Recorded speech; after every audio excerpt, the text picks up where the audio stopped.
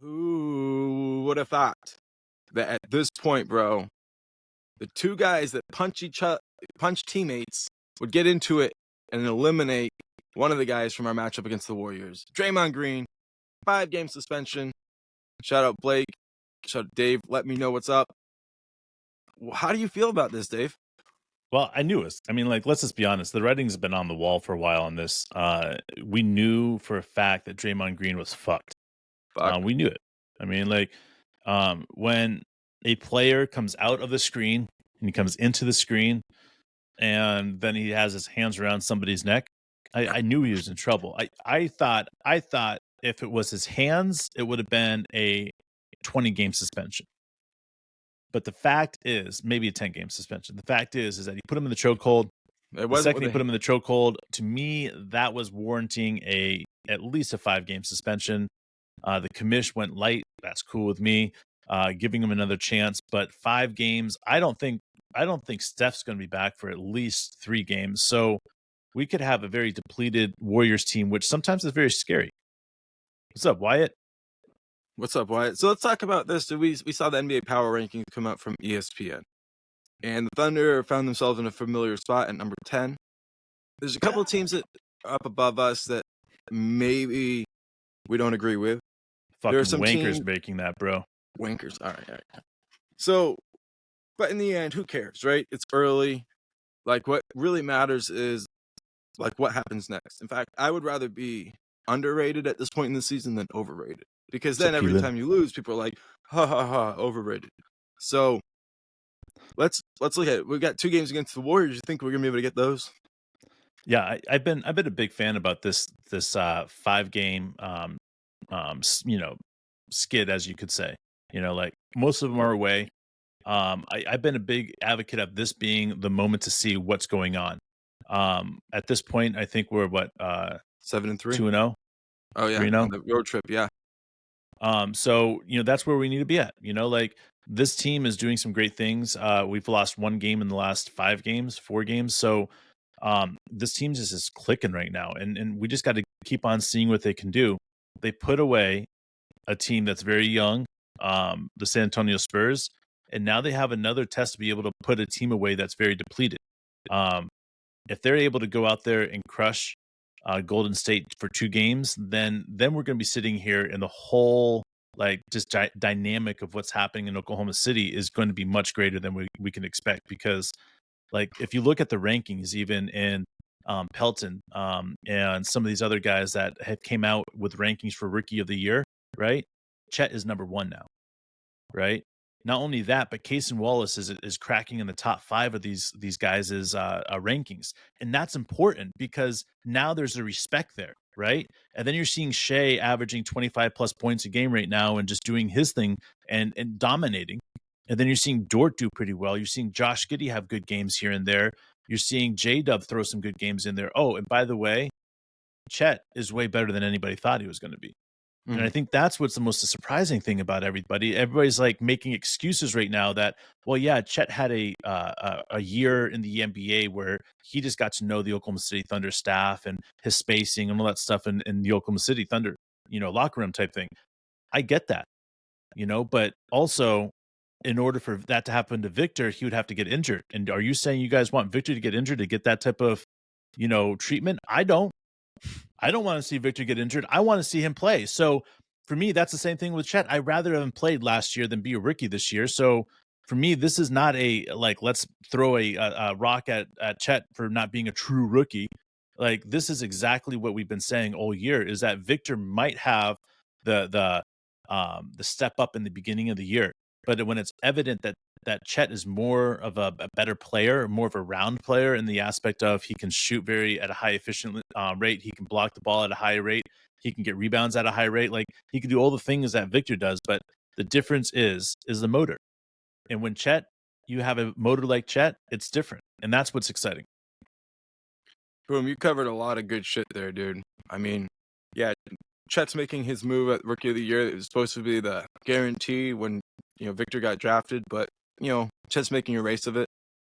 This team, like you mentioned, this road trip, I mean, it looked like it was going to be tough. I for said all we could lost indications. all the games. I mean, I Yeah. said that going into the road trip, it could happen. But now we got 2 against the Warriors that don't look as tough. But look, last time we played the Warriors, Sarge put up 20. You I know, know, so dude. you don't Nothing's know. easy. Nothing's easy. It's the NBA. They've So got they've then on got so top of many that, pieces, bro. They've got so many pieces that yeah. are able to step up and have a good game or a couple good games. You know, like they've got enough pieces, and that's okay. And then we got the Trailblazers to finish up the road trip. So now we're looking at it in like these next 3 The games. fail Blazers. Yeah, they could all 3 of them are definitely in that winnable category. I would even go as far as to say, under the current circumstances, they are all like games we should be favored in. And with that, you said, like, hey, we're at a new phase where we have to be able to beat the teams we should, win the games we should. That'll go a long way. So, yeah, coming back to Oklahoma City, we could be at a spot where we're what, like 13-3? Um, we're 7-4 right now, I'm sorry, so I don't think we 10-3. can.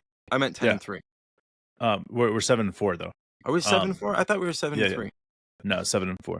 All right, dude. I've been saying So we 7 could and be 3. I we gotta could be shut ten up and then. four. I mean, like that's the thing is I'm cool with 10-4 going back to Oklahoma City. Like, I don't. I look at these teams that are ahead of us right now, like the Houston Rockets. They're on an amazing winning streak. The Timberwolves, they're on an amazing winning streak as well. These teams right here, like it's not a surprise that they flare up like this and win a bunch of games in a row. It's not a surprise to me. It shouldn't be a surprise to anybody either because teams like this typically do very well in the beginning of the season. And then the reality strike hits, and then they're struggling to keep on to that, ninth, eighth, ninth, 10th spot.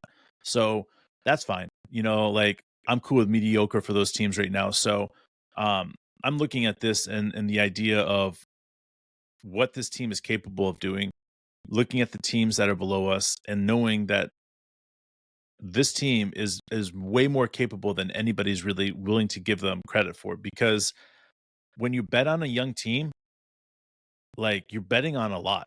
Like you're betting on the fact that they don't have injuries. They don't have this. They don't have this. They don't have a coaching situation on their hands. Like you have so many situations that most of these writers at ESPN won't be willing to do until Christmas break, after Mhm. Christmas break, when the season Yeah. gets real. Yeah. So that's what we're in the midst of right now is that the Oklahoma City Thunder could have the best record in the league right now, and they would still be ranked barely in the top 5 of the NBA teams because people wouldn't Mm. respect them still. And that's not a problem to me because that just gives you fire, gives you like kindling for what's going on. And my whole thing that I see with this team right now is that that's what they need, right? I see Coach D on the sideline screaming and yelling, getting fired up, calling timeout when the things aren't flowing right, getting in the guys' faces, letting them know what they need to start doing. Like this is a different level than we've seen by Coach D before. This is a different level than we've seen by Shea before because he's playing like he played last season at the end of the year. So what does that mean? That he's going to get that much better at the second half of the year? Fuck yeah, he is. Fuck yes, he is. I'm telling you guys, would it be a shock for me if Shea all of a sudden in the last 20 games of the season puts up some crazy numbers like 40 points a game? Oh, hell no, wouldn't be surprising at all for me. At all. Yeah. So we are watching this team not just get better right now, but get better continuously. I bet that Josh Giddey puts his 18 points a game, 7 rebounds, 7 assists, 2 blocks or 2 steals, whatever you want to add on there. I bet he does that at the end of the season and he's putting those games up continuously. I bet J-Dub finds a way to add 25 to 30-point games continuously towards the end of the season. And if they're doing that, like, what are we talking about? Like, we're talking about a loss every 10 games. Yeah. Like if our guys are clicking like we think we can. I mean, I didn't talk about Chet there. I didn't talk about our bench because our bench is getting better. So there's different aspects right now that we're still not seeing this team peak or even close to peaking. And we're seeing these other teams in the West right now peaking. And you're like, oh, no, this is not good. Like they're starting to pull ahead. Yeah, sure. They're a half a game ahead or a game ahead of us. Like they're going on a losing streak. I bet my house on it. These teams aren't ready to win. You're going to look back and you're going to say the moment that Draymond Green put Rudy Gobert in a headlock, right?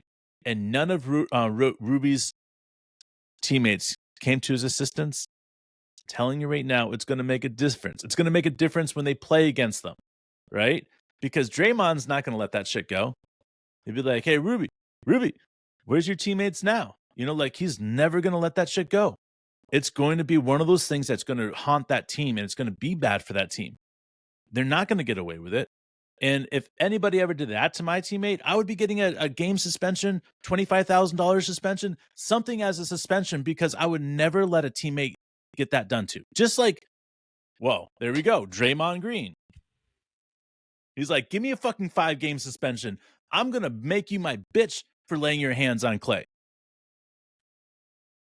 Like, sometimes that needs to happen. And as much as I don't like Draymond Green, I kind of think that this is a moment that Draymond Green is going to lose $1 million and he's going to be okay with it. Because people are going to second guess when they start messing around with his players. I mean, seriously. Anger management courses? Oh, bro, come on. If anybody in the NBA right now needs anger management courses, I'll be Grayson Allen, number 1, and number 2, Draymond Green. And I want to say this, if Draymond Green ever put me in a chokehold, bro, I want to make sure this is clear. I wouldn't be a bitch and throw my hands up like this. Be like, I would take my hand, I would secure it onto his ball sack, and I would start pinching his testicles until he started bleeding. Like, fuck that shit, bro. You want to get dirty and put me in a headlock? So if somebody had you by the throat, you think that you could grab his balls? Got some long arms, bro. And do you think that if you had somebody by the balls, do you think they would not? Dude, I'm going to sleep. I'm going to sleep, but that grip isn't going to stop. I mean, that grip is not going to stop, bro. They're going to know every single time they sit down for the next 6 months. They're going to be like, "Oh shit, fuck that dude. Oh my god, fuck that dude." All right. Like seriously. All right. That's it, man. Someone's going to put me to sleep, dude. I'm grabbing their testicles. I'm going to rip that fucking thing off, bro. I'm not playing that game. Grab him by the balls and twist. Don't let him get away with it, guys. Dude, I'm so pumped up. This season is on, dude. And there's so much happening, and it feels like the gears of the season are just getting started. We're going to be there live on YouTube. I'm sorry. I'm going to be there at 9 o'clock Central. Dave is on the East Coast, so I'm going to sleep, bro. Way early for him. He gets up at like 5, so I'll watch the game in the morning and come back to you guys. But I'll be there, so if you guys want to make sure I'm not too lonely, I'll see you in the chat on YouTube, 9 o'clock Central. Can't wait.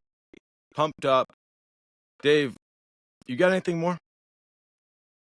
Yeah, man. I want to say this to anybody that is a Josh Giddey not fan, right? Hater. Josh Giddey trading fan, right? You guys can go fuck off, right? Josh Giddey is the man. Josh Giddey is going to deliver us a championship.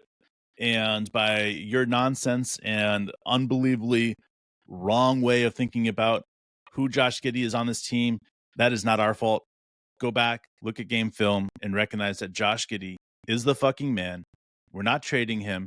He is in Oklahoma City for life, period. You know, let me ask you, Dave, real quick. How many of the Russ haters admit they used to hate Russ? Oh, bro, most of them do. Really? Most of them do. Remember, how many of the former... Remember Gideon Wilkins, bro? Yeah. Yeah, Gideon. So our friend Mark and I, we used to be friends with this guy from Oklahoma City. His name is Gideon. And Gideon hated Russ. I mean, hated Russ. But then he started liking Russ. And then he used to say he used to hate Russ, but now he likes him. Because that's the way some Oklahoma people are. They're willing to admit when they didn't like somebody. How many people will do that with Giddey? You know why? I think that's honestly, different, though. They're going to just disappear. They'll just like pretend like they never existed. Yeah. Because how could you look at Josh Giddey and him smile at you and your heart not melt? You know what I'm saying? Like, you just look at Josh Giddey and you just like, you want to like take him and put him in your pocket, and pull him out once in a while and just pet him on the head. And be like, hi, Josh. How are you? I mean, that's spicy with Josh. And how can you hate that, you guys? How can you hate that? Josh Giddey bobblehead plushie. Next 5,000 people to get into the Paycom arena. Dave, it's on Dave. There we go. Real hair. Pumped up. Let's see it.